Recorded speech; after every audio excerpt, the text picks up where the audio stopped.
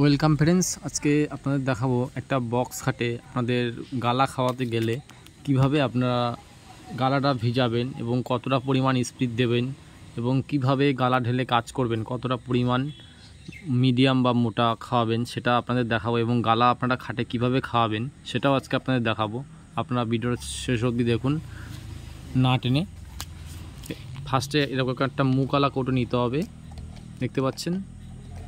আমি কিন্তু অলরেডি এর হাফ কোটো গালা দিয়ে দিয়েছি, এই গালাটার হাফ কোটো গালা দিয়েছি আর হাফ স্পিড দিয়েছি, মানে গালার ওপর স্পিড দিয়েছি।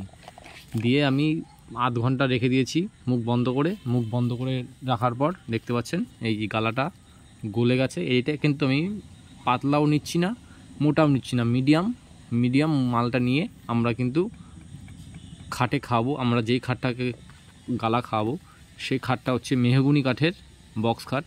আর দেখতে পাচ্ছেন গালাটা নেওয়ার পর কিন্তু আবার আপনাকে পুনরায় স্পিড দিয়ে দিতে হবে, আবার গলবে, আবার গালাটা পাত্রে ঢেলে নিয়ে আবার স্পিড দিতে হবে। এভাবে কিন্তু গালা পলিশের কাজ করতে হয়। আপনারা দেখতে থাকুন আমি খাটে কিভাবে গালা খাওয়াই। এবার দেখুন আমরা খাটে কিভাবে গালা খাওয়াই। ফার্স্ট কোটটা কাপড়ে বেশি করে মাল নিয়ে ঝোলা মাল খাওয়াতে হবে। ফার্স্ট কোটটা খাটের সব জায়গায় কোনাকাটিতে ফার্স্ট কোটটা ভালো করে ঢুকিয়ে ফেলতে হবে, দেখতে পাচ্ছেন। ফার্স্ট কোটটাও কিন্তু আমরা আলগা করে ঝোলা করে মালটাকে ভালো করে খাইয়ে নিচ্ছি।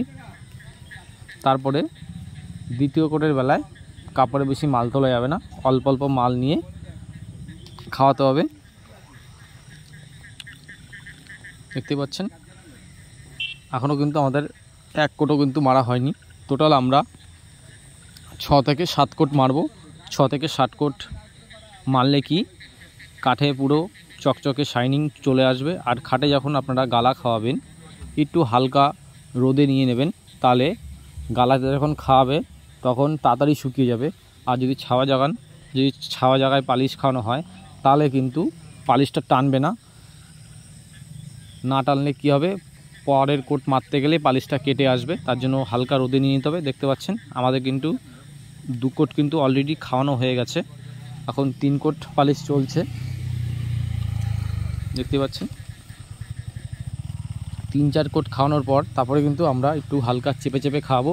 চেপে খাওয়ানোর কারণ হচ্ছে কাঠের আঁচটা কিন্তু বন্ধ হয়ে যাবে তাড়াতাড়ি, তার জন্যই চেপে খাওয়াতে হবে পালিশটা।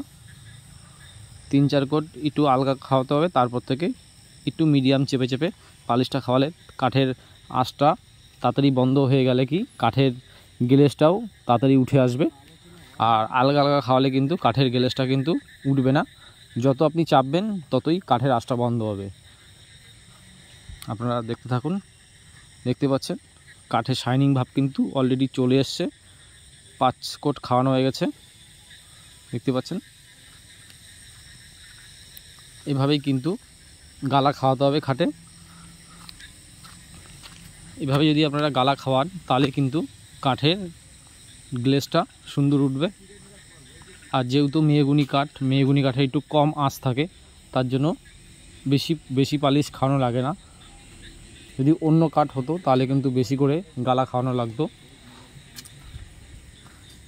দেখতে পাচ্ছেন।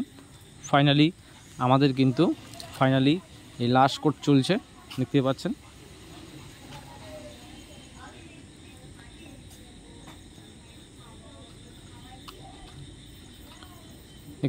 আমাদের কিন্তু ফাইনালি গালা খাওয়ানো কমপ্লিট।